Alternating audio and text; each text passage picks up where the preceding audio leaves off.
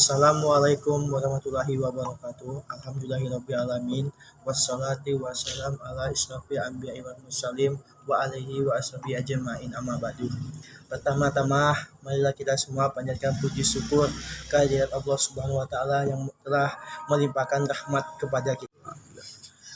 Yang saya hormati Ibu dosen Dinda Genta Agawinata Sarjana Ekonomi dan yang berbahagia teman-teman semua.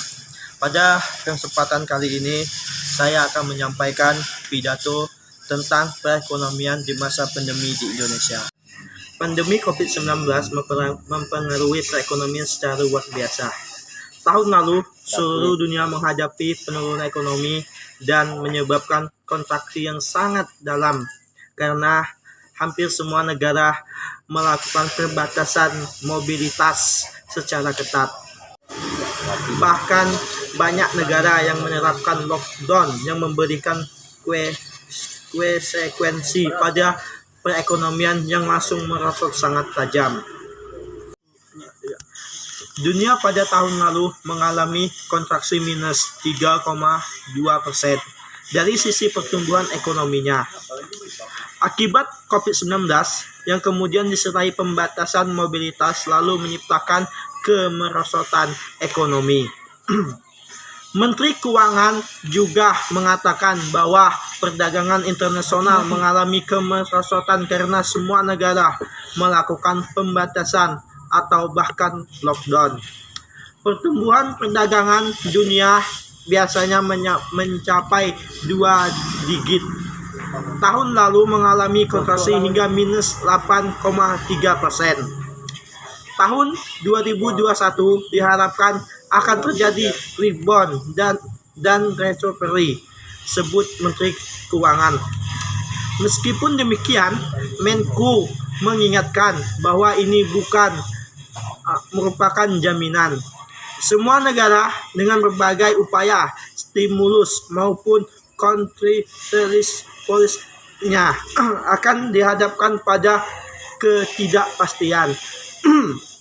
Selain munculnya varian baru, juga efektivitas dari kontraspolisinya juga sangat ditentukan oleh bagaimana perekonomian negara tersebut. Kita dalam mengelola perekonomian juga harus mengupayakan adanya pemulihan dan adanya rebound karena perekonomian bisa dan harus mulai kembali lagi bergerak. Ekonomi Indonesia dengan berbagai langkah yang dilakukan oleh pemerintah telah berhasil mencapai melebihi krisis level, jelas Menko. Kalau sebelum pandemi, GDP real Indonesia pada kuartal tahun 2019 adalah 2.703 triliun. Sementara itu pada kuartal kedua tahun 2021 ini sudah mencapai 2,773 triliun. Menko menyebutkan angka ini adalah angka yang lebih tinggi bahkan dari sebelum krisis. Covid telah membuat perekonomian Indonesia mengalami kemerosotan pada kuartal kedua tahun 2020. Hingga GDP real mengalami kontraksi dari nilai menjadi 2.590 triliun. Apakah dengan proses suatu ekonomi akan dijamin untuk rebound? Ternyata tidak.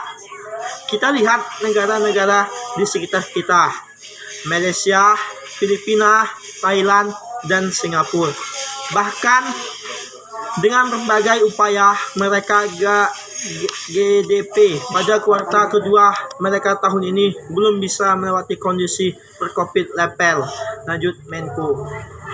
Menko menyebutkan langkah pemulihan suatu hal yang bisa dicapai baik dalam penanganan COVID maupun dari sisi kebijakan yang dilakukan oleh pemerintah tentu menjadi bekal yang baik untuk terus melakukan perbaikan dan penyusunan kebijakan ke depan. Ekonomi Indonesia pada semester 1 sudah masuk dalam zona tren positif, sudah melewati masa resesi. Namun Menko mengingatkan bahwa ini masih sangat ditentukan oleh kemampuan Indonesia dalam mengendalikan COVID. Seperti yang terlihat, munculnya varian baru serta menyebabkan momentum pemulihan menjadi terdisrupsi. Wassalamualaikum warahmatullahi wabarakatuh. Demikian kiranya yang bisa saya sampaikan. Kurang lebih saya mohon maaf jika ada salah kata yang terucap. Dan atas perhatian saya ucapkan terima kasih yang sebesar-besarnya. Akhir kata saya ucapkan wassalamualaikum warahmatullahi wabarakatuh.